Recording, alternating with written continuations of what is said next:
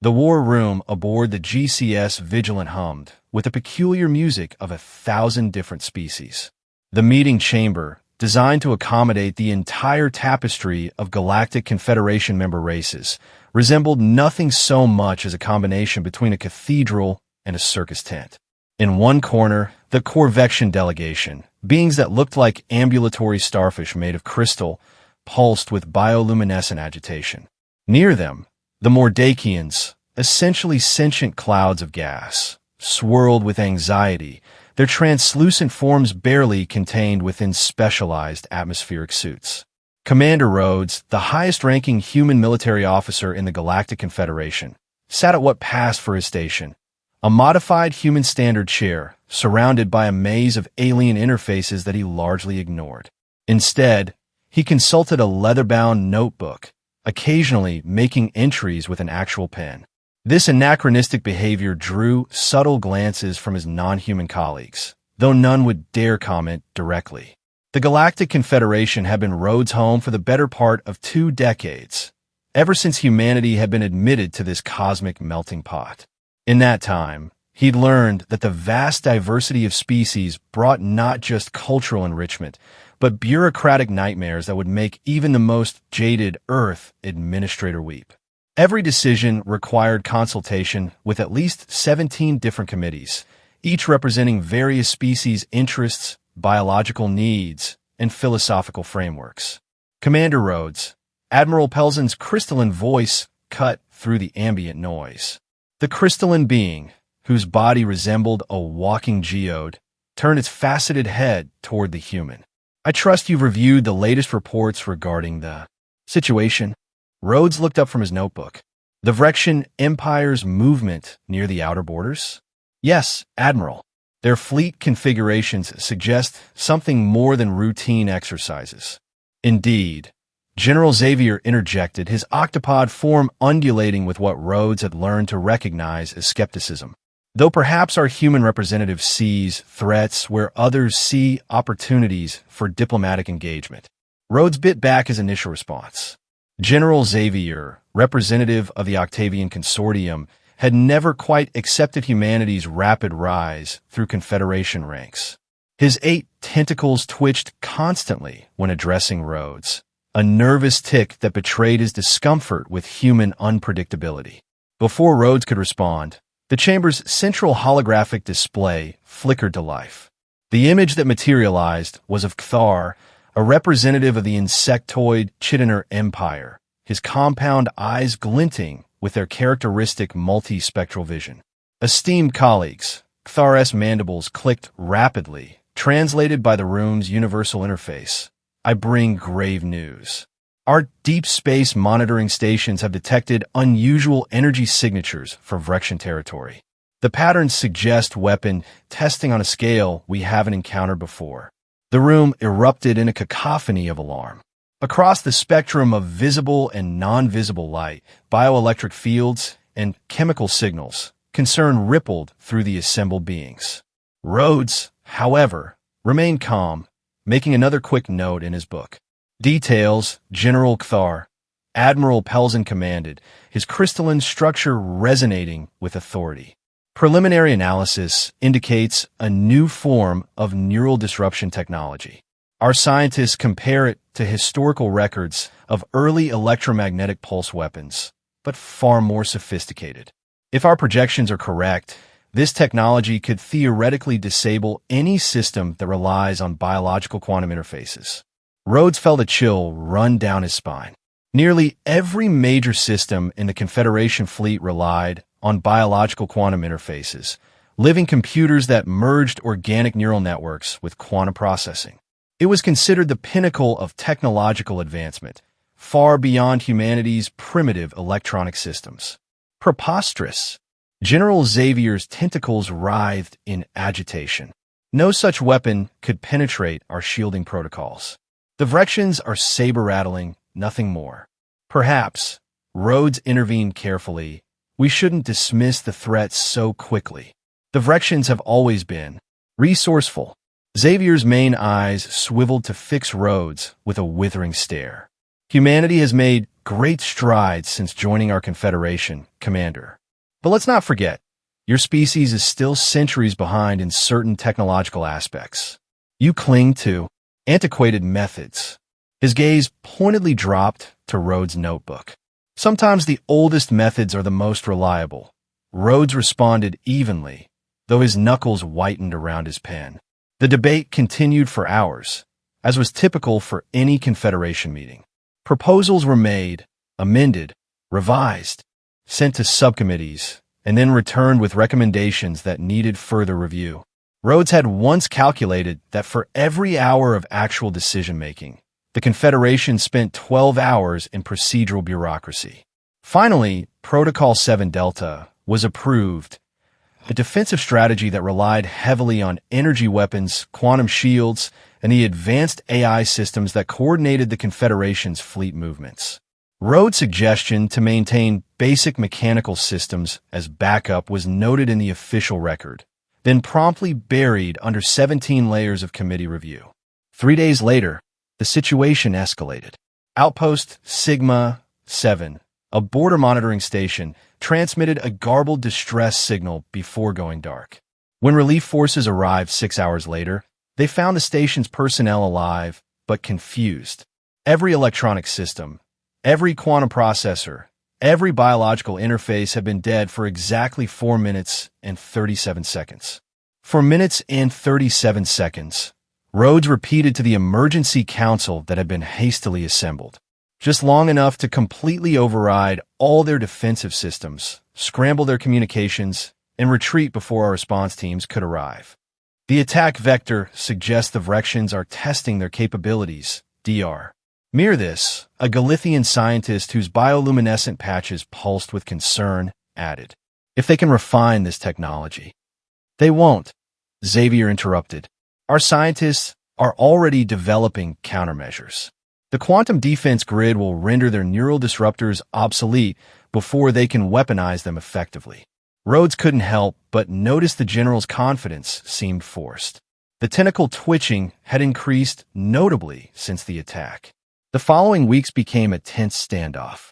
The Vrexian Empire, a proud race of saurian beings known for their martial culture and technological innovation, maintained their military exercises along the border.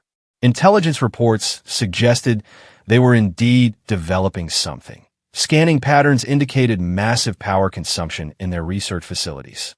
Rhodes spent his time in two pursuits, participating in endless strategic meetings and quietly compiling his own emergency protocols.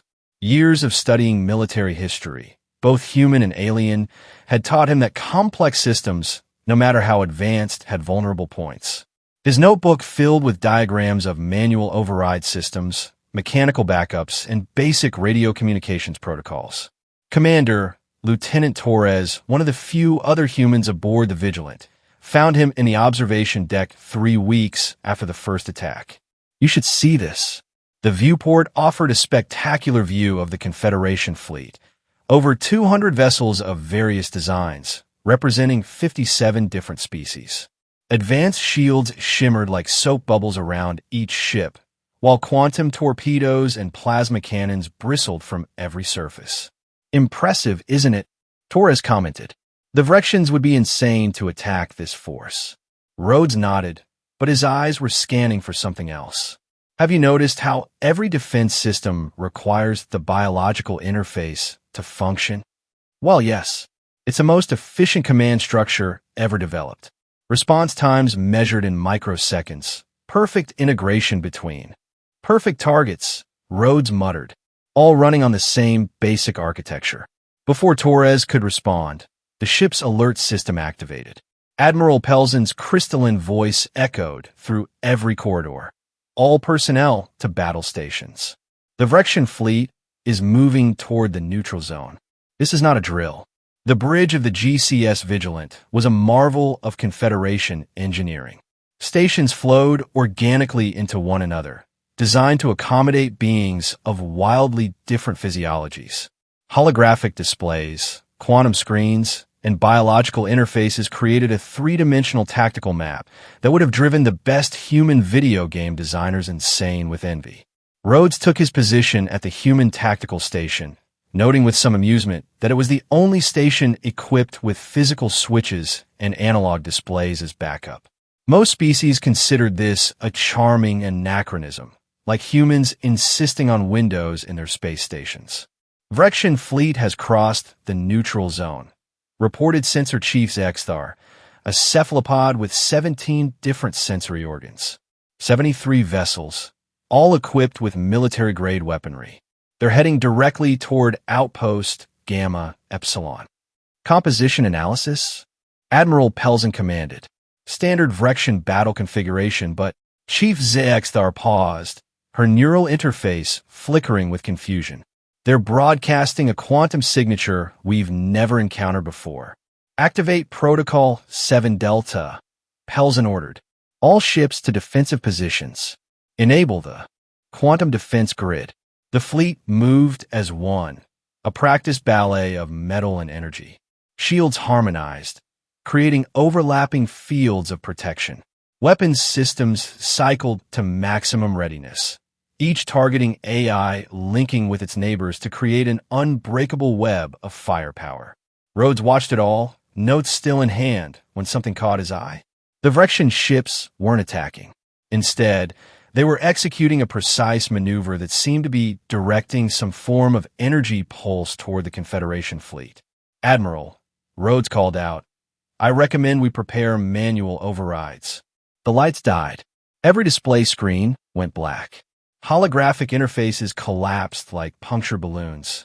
The air itself seemed to scream with electronic agony as countless systems died simultaneously. Rhodes felt rather than saw the collective shock of his bridge crewmates as their neural links to the ship systems severed abruptly. Emergency lighting kicked in, basic photochemical strips that glowed a dull red.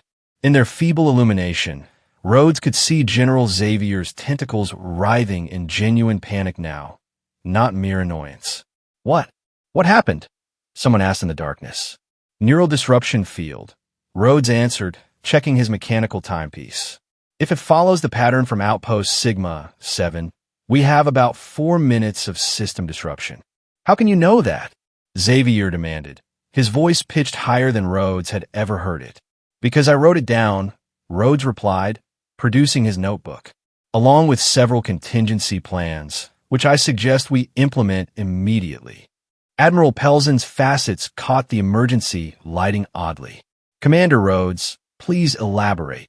Rhodes moved to the center of the bridge, where a dust-covered emergency panel was hidden under a display that hadn't been used in decades. Every ship still has basic mechanical systems, backups from the original construction, before biological interfaces became standard. Steering thrusters, weapons targeting, even communication, they can all be operated manually. That's primitive, someone muttered. That's functional, Rhodes corrected, already prying open the panel.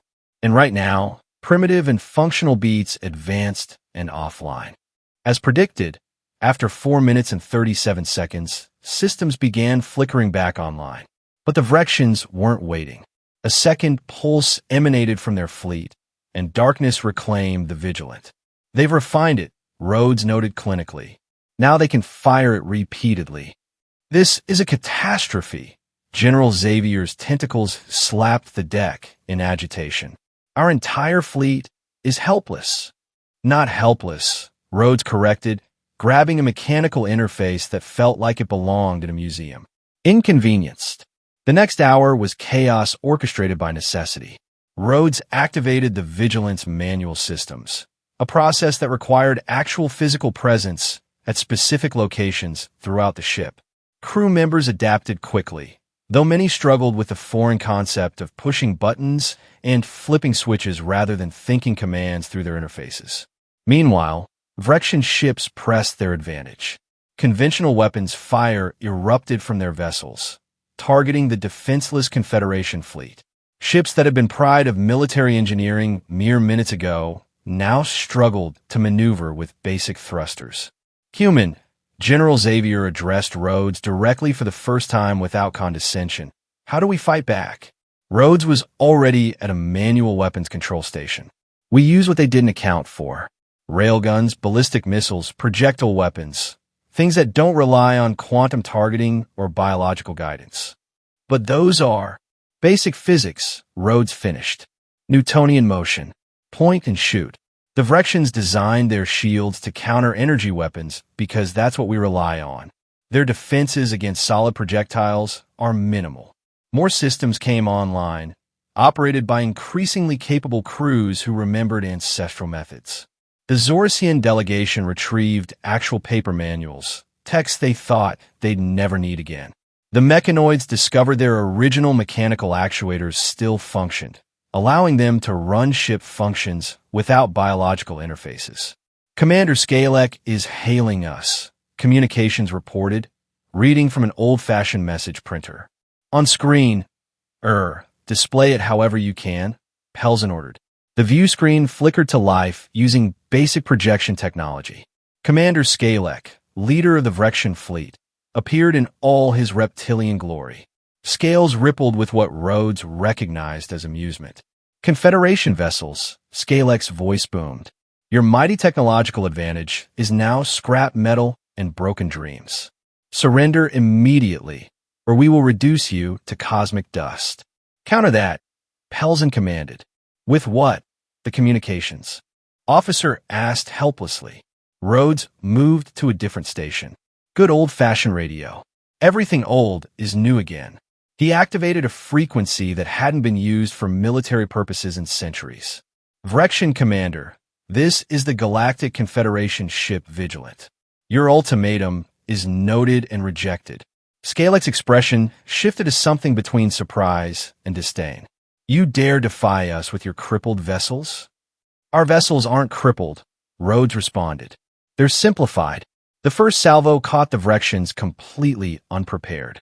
Railgun rounds, traveling at significant fractions of light speed, punched through energy shields designed to disperse particle beams and plasma bursts. The physics was brutally simple.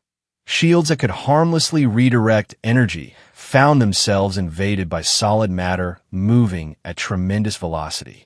They're not shielded against kinetic impacts. Weapons Chief Murthic exclaimed, manually calculating firing solutions.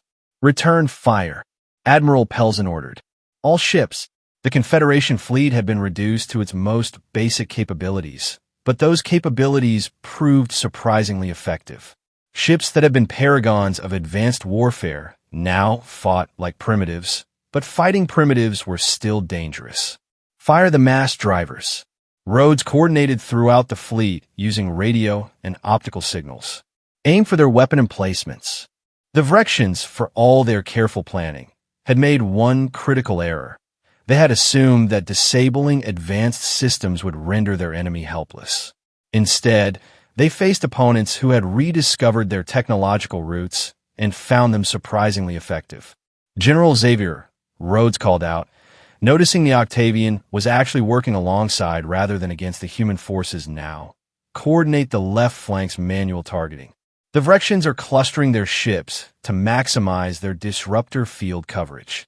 Understood, Xavier responded, adding quietly, I apologize for my earlier resistance to your methods. Apology accepted, Rhodes replied, too focused on the battle to savor the moment fully. Now help me save these ships. The battle raged for an hour that felt like days. Mechanical systems, operated by crews rediscovering forgotten skills, proved more resilient than anyone had expected. The Vrexians' neural disruptor, while devastating to biological quantum systems, had no effect on purely mechanical and basic electronic systems. My war leader, a Vrexian subordinate hissed on their command view. Our shields are failing. The kinetic weapons. I can see that, imbecile, Skalek snapped. Recalibrate our defensive protocols. Such primitive weapons shouldn't be. He was interrupted by another railgun round tearing through the flagship's starboard section. The Vrexian ships, designed to counter the Confederation's standard energy weapons, found themselves vulnerable to humanity's ancient siege tactics. They're breaking formation, Rhodes reported. The flagship is trying to withdraw. All ships, concentrate fire on the command vessel, Admiral Pelzen ordered. terminate this threat permanently. The Confederation fleet, despite operating on systems many considered obsolete, moved with surprising precision. The great strength of mechanical systems was their predictability. No quantum fluctuations, no biological variations, just reliable Newtonian physics. The Vrexian flagship, its shields designed for energy dispersion, crumpled under concentrated kinetic assault. Explosions blossomed across its hull as air vented into space. Similar scenes played out across the enemy fleet as ship after ship succumbed to weapons they had never thought to properly defend against. Confederation fleet, Scalec's voice crackled with defeat. We acknowledge the effectiveness of your strategy. We are withdrawing to Vrexian space. See that you remain there, Admiral Pelzen responded. This victory shows the danger of underestimating any opponent. As the Vrexian retreated, systems began to stabilize. The neural disruptor field dissipated, allowing biological interfaces to reconnect gradually. Crews started the process of transitioning back to standard operations, though many continued running manual backups out of newly learned caution. Rhodes found himself at the center of attention once the immediate crisis had passed. Admiral Pelzen, despite his crystalline rigidity, managed to convey something like respect. Commander Rhodes, your leadership during this crisis was exemplary. I just remembered what many had forgotten, Rhodes replied diplomatically. Sometimes the newest ideas are found in the oldest places. Indeed, Pelzen agreed. Perhaps our next fleet upgrades should include more diverse capabilities. The aftermath of the battle brought sweeping changes to the Galactic Confederation's military doctrine. Committees formed to investigate the vulnerability of purely quantum biological systems. Emergency protocols were updated to include manual fallbacks. Some species, particularly the Zeraxians, began studying human historical military tactics with newfound interest. 2 weeks after the battle, the Council convened for a formal review. Rhodes sat quietly in his usual spot as various species praised the fleet's performance while avoiding direct mention of how they'd initially dismissed his warnings. Commander, General Xavier spoke up, causing heads to turn. I believe this council owes you a formal acknowledgement. Your preparation for multiple contingencies proved invaluable. Rhodes inclined his head slightly. Thank you, General. Though I think the real lesson is for all of us. We shouldn't discount any approach just because it seems old-fashioned. Agreed, Admiral Pelzen added. The Confederation's strength lies in our diversity, and that includes technological diversity. Dr. Mirthis chimed in, her bioluminescent patches pulsing thoughtfully. We've begun developing new systems that combine quantum processing with mechanical backups. The redundancy should prevent predictable patterns. Rhodes finished gently. I'd recommend something more complex. Nature rarely provides single points of failure. The meeting continued, but Rhodes found his mind wandering. Through the viewport, he could see construction drones working on the damaged ships. The Vrexian attack had tested not just the fleet's weapons, but the very philosophy of their technological dependence. Later, as Rhodes prepared to leave his office for the day, Lieutenant Torres appeared at his doorway. Commander, permission to ask a question? Go ahead. How did you know? About keeping the manual systems ready, about the vulnerabilities? Rhodes smiled, holding up his worn notebook. Military history, Torres. Every great empire, every technological civilization eventually faces a moment where their greatest strength becomes their greatest weakness. The Roman legions, the British Navy, even Earth's nuclear powers, all perfect until they met something that made their advantages irrelevant. And we were too advanced to fail. We were too specialized to adapt, Rhodes corrected. The Vrexians gave us a gift, really. They showed us that progress isn't about abandoning the past. It's about integrating it with the future. Will they try again? Probably, Rhodes acknowledged. But next time, we'll be ready in more ways than one. 3 months after the incident, designated in Confederation records as the manual engagement, Rhodes was promoted to Fleet Commander, the highest military rank a human had yet achieved in the Confederation. With the promotion came responsibility for integrating new defensive protocols across the fleet. His first official act was to order every ship's emergency systems upgraded, not removed, but enhanced with backup technologies from every member species. The Zeraxians contributed their long-term storage solutions. The mechanoids offered refined mechanical systems. Even the conservative Galicians begrudgingly acknowledged the value of maintaining analog options. Fleet Commander Rhodes, Admiral Pelzen had called during the announcement ceremony. Your methods may have seemed archaic to some, but you've reminded us all that the proper response to advanced problems isn't always more advanced technology. Sometimes, Rhodes had replied to the assembled representatives, the best way forward is to understand where we've been. 6 months later, intelligence reports suggested the Vrexian Empire was developing countermeasures to kinetic weapons. Their scientists worked tirelessly to adapt their shields, to find ways to stop being vulnerable to such primitive technology. Rhodes read these reports with interest but not concern. The Vrexians were learning, adapting, evolving their tactics. Good. Challenge bred innovation, and innovation kept everyone sharp. He turned to a fresh page in his notebook, version 53 of his personal journal system, and began sketching ideas for additional strategic layers. The key to modern warfare, he'd learned, wasn't technological supremacy. It was adaptability. The Confederation had learned this lesson well. Ships now maintained diverse arsenals.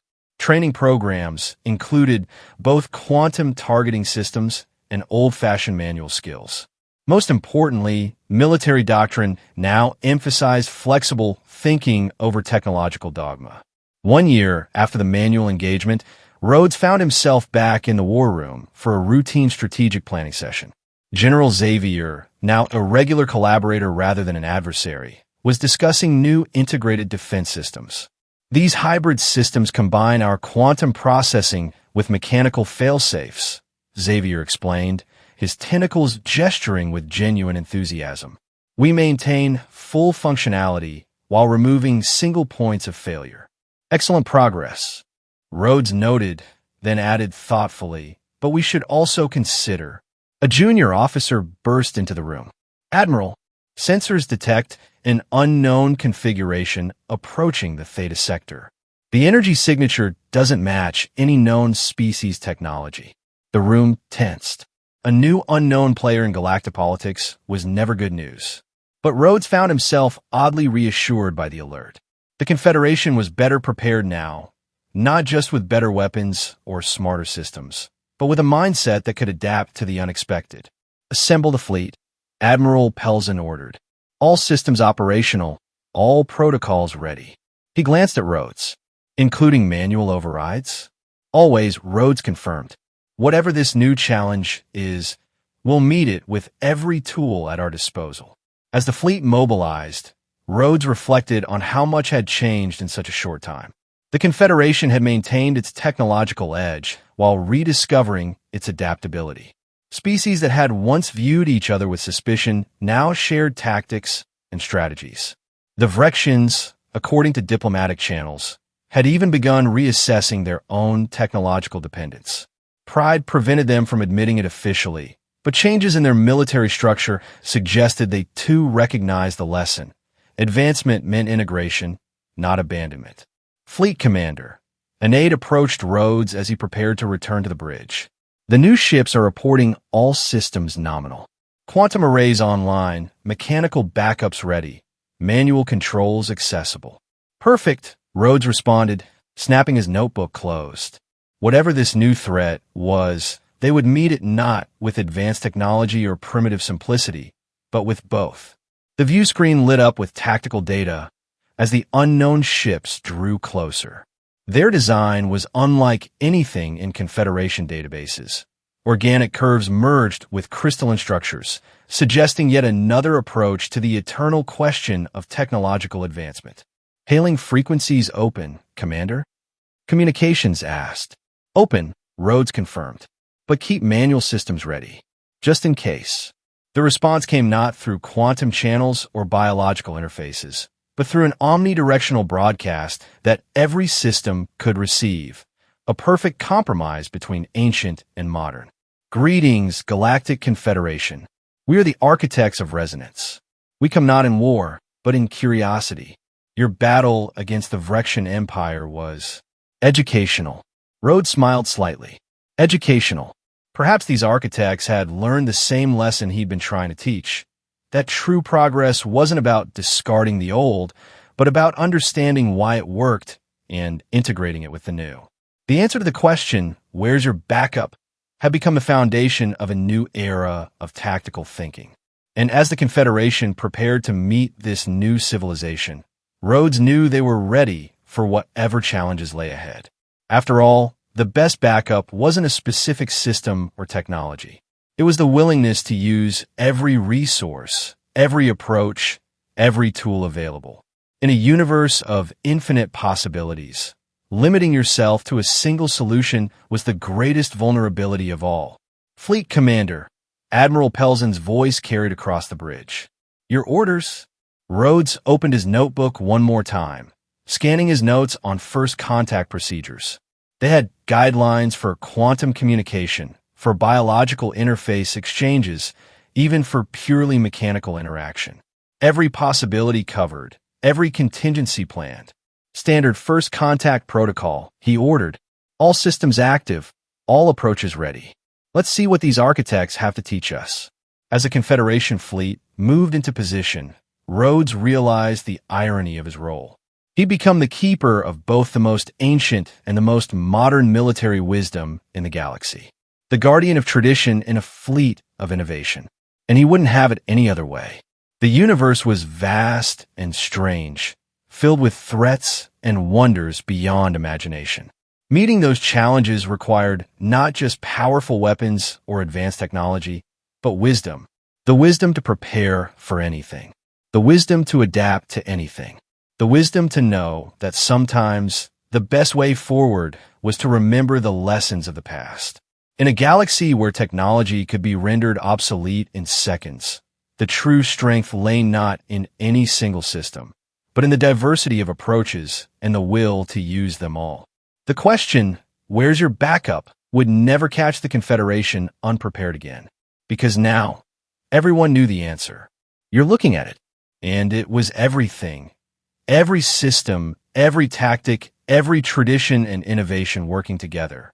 The synthesis of all knowledge, all approaches, all perspectives. That was the real lesson of the manual engagement. In diversity of method, there was strength.